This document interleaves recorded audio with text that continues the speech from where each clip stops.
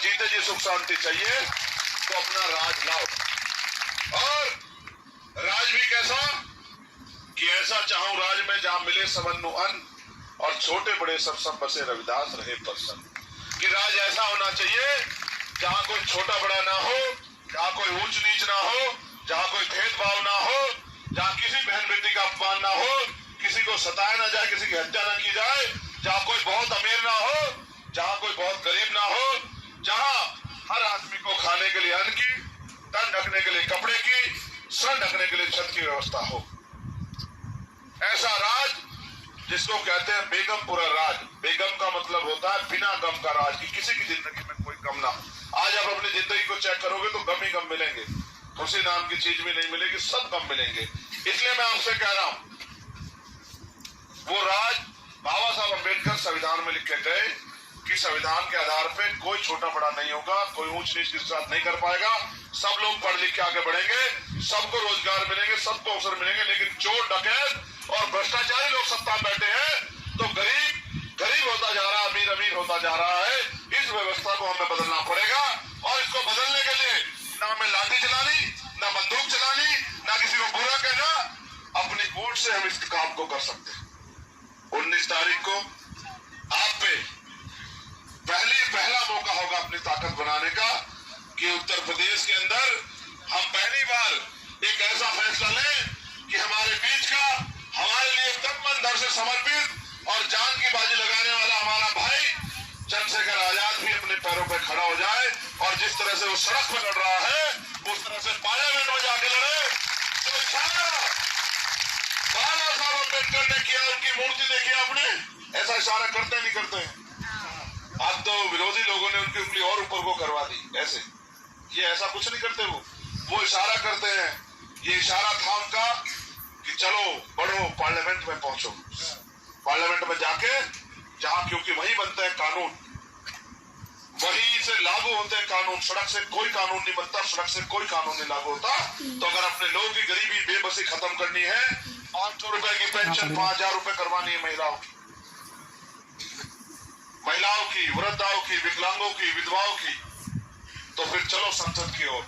अगर खुलवाना है आपके यहाँ जैसा मेडिकल कॉलेज जहाँ गरीब का बच्चा भी बिना बहुत कम पैसे में अच्छा इलाज ले सके, तो चलो दिल्ली की तरफ।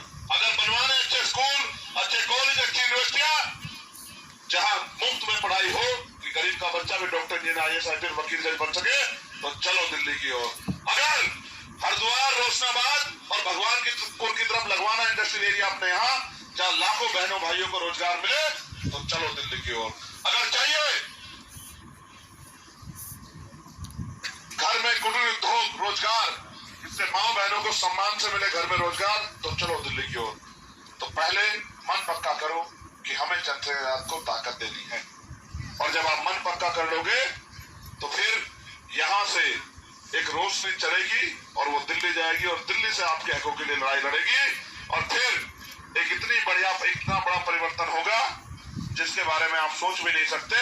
क्योंकि बाबा साहब कह गए 21वीं सदी हमारी है, वो 21वीं सदी हमारी तभी आएगी जब हम पे निडर और अपनी बात का पक्का, अपने वचन का पक्का नेता होगा।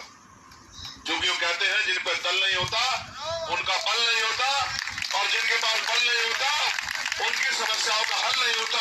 अगर हमें अपनी समस्याओं का हल करना है तो बल पैदा करना होगा, और लोकतंत्र में बल वोट से तैयार होता है। वोट आपके पास है, बल तैयार करने के लिए 19 तारीख को हमें अपना एक वोट केसरी के निशान पर डालकर और चंद्रशेखर आजाद को और अपने हाथों को मजबूत करना है। आपको ये डर होगा कि वोट देंगे चंद्रशेखर आजाद को और मशीन के जरिए चला जाएगा मोदी जी के पास।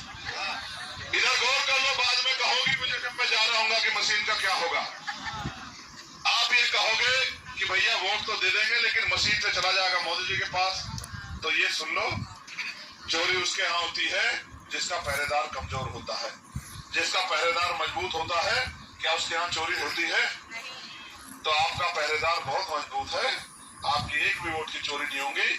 लेकिन आप भी खेत के काम और तमाम काम, इधर उधर आने जाने काम को एक दिन के लिए छोड़ देना, सुबह उठ के पहले वोट डाल के आना और फिर अपने बाकी काम निपटाना, क्योंकि ये हमारे स्वाभिमान सम्मान की लड़ाई है। और जैसा महापुरुषों ने कहा, आदमी भूखा रह सकता लेकिन अपमानित होकर नहीं रह सकता। हम इस देश में जुल्म जाति अपमान सह रहे हैं क्योंकि हम राजनीतिक रूप से ताकतवर नहीं है। हम पे मौका आ गया है कि हम 19 तारीख को अपना फैसला लिखें। और जिनके बच्चों की शादी होगी, जिनके बेटे की या बेटी की शादी हो गई है, तो बेटे की ससुराल में भी फोन कराना बहू से, और बेटिया की ससुराल में भी फोन करना, उनको भी कहना कि हमारे भाई हमारे बेटे को वोट देके अपने सारे ससुराल वालों को कह के कामयाब बनाना। करोगे नहीं करोगे? फोन बताओ। जिसके बेटों की शादी होगी जरा हाथ उठाओ। जिसके बेटे बेटियों की शादी होगी जरा हाथ उठाओ।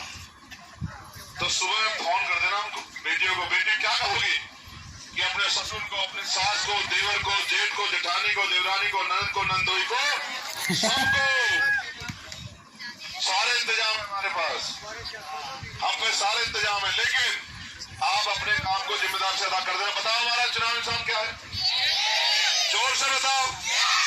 वो जो ऊपर बैठे बताओ, ये जो इधर खड़े बताओ, और ये जो ऊपर है बताओ।